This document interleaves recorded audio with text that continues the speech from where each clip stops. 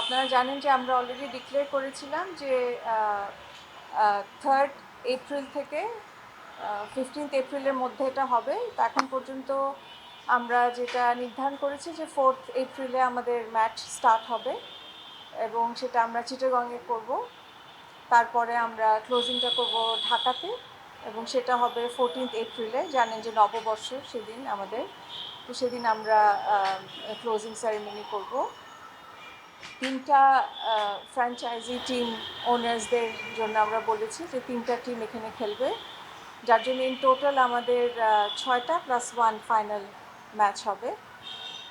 চিটাগংকে নেওয়া হয়েছে, ওখানে ইনগ্রেশন হবে। I think it be very good. অনেকদিন আসলে আমাদের চিটাগংয়ের যে স্টেডিয়াম আছে ওখানে খেলাটা হবে এবং তারপরে ঢাকাতে। তো আশা রাখছি যে আমরা ভালো কিছু টিম ওনার্স পাবো সামনে এবং ড্রাফট যে প্রসেস, সেই প্রসেসে আমরা খেলোয়াড়দেরকে যারা সিলেক্ট করবেন সেভাবে প্রসেসটা হবে। আমরা ওটার জন্য একটা সুন্দর একটা ইভেন্ট করব। আশা রাখছি যে এখানে কিছু ইন্টারন্যাশনাল প্লেয়ার্সও আসবে, তাদেরকেও আমরা একটা অপরচুনিটি দিচ্ছি। মিনিমাম 2 জন আমরা বলেছি এবং ম্যাক্সিমাম হয়তো 3 থেকে 4। আমরা ফাইনাল করব এই ব্যাপারগুলো সামনে এবং আপনাদেরকে আবার একটা প্রপার প্রেস কনফারেন্সের মাধ্যমে আরও বেশ কিছু ইনফরমেশন আমরা দিব। সবচেয়ে ইম্পর্টেন্ট যে ব্যাপারটা এখানে, আপনারা যেহেতু আমাদের মিডিয়ার ভাই বোনরা আছেন, সেটা হলো যে আমাদের মেয়েরা কিন্তু খুব ভালো অর্জন করছে, খুব ভালো খেলছে এখন। তাদেরকে উৎসাহিত করা এবং তাদেরকে দেখে কিন্তু অনেকেই কিন্তু ইন্সপায়ার্ড হচ্ছে অ্যাক্রস দ্য কান্ট্রি, তাদেরকেও যাতে খেলার দিকে এগিয়ে আনা। এবং আমরা যেটা চেষ্টা করছি সেটা হচ্ছে তাদেরকে এই একটা প্ল্যাটফর্ম দেওয়ার জন্য যেখানে তাদের ভিজিবিলিটিটা হয়, তাদের প্রপার যে ভ্যালুয়েশনটা সেটা যাতে আমরা করতে পারি।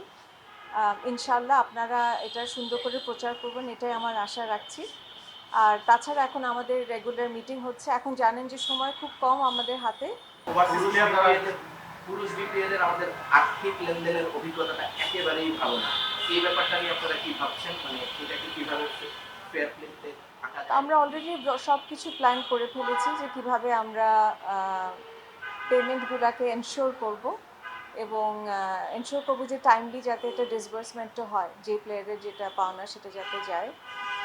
অ্যান্ড যারা টিম ওনার্স হবে আমরা সেভাবে করেই সিলেকশনগুলো করব। এটা ফার্স্ট টাইম হতে যাচ্ছে।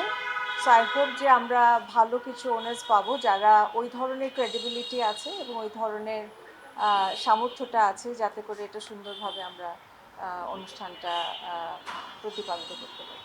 কোন ধরনের ওয়াসিস প্লেয়ার আগ্রহ দেখাচ্ছে কিংবা কারা আসতে পারে? বেশ কিছু ইন্টারন্যাশনাল প্লেয়ার্স অলরেডি আগ্রহ দেখাচ্ছে। এটা আমরা ভেরি সুন আপনাদেরকে একটা প্রেস কনফারেন্সের মাধ্যমে জানাবো কোন টিমরা এখানে ইন্টারেস্ট শো করেছে। তারপরে তারা আসলে ওই প্লেয়ারদের সাথে যোগাযোগ করবে এবং তারপরে প্লেয়ারদের নিয়োগ হবে। বাট বেশ ভালো ভালো কিছু স্টার প্লেয়ার্সও আছে যারা ইন্টারেস্ট শো করছে, which is very good. ক্রিকেটাররা দেখা যায় যে বাইরের কোনো ওভারসিজ লিগ খেলেন না, বাট মেয়ে ক্রিকেটাররা খেলেন, তারা বিগ ব্যাশ খেলেন, তারা 100-এর মতো টুর্নামেন্ট খেলেন। ইন্ডিয়ান ক্রিকেটারদের যদি কোনো একটা লিগে আনা যায়, সেই লিগটার গ্লোবালি যে রেকগনাইজেশন সেটা বাড়ে, মাইলেজটা থাকে।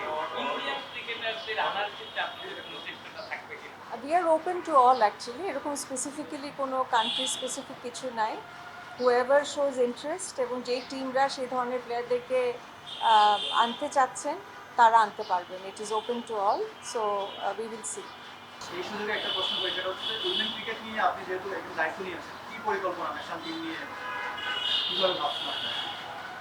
পরিকল্পনা আপনারা হয়তো অলরেডি দেখেছেন যে তারা যে কোয়ালিফাইং যে রাউন্ড ছিল ওয়ার্ল্ড কাপের, সেখানে কিন্তু আনবিটেন চ্যাম্পিয়ন হয়েছে। হ্যাঁ, 7টা ম্যাচে তারা জিতেছে এবং এখন ভেরি সুন তারা যাবে ইংল্যান্ডে ওয়ার্ল্ড কাপ খেলতে।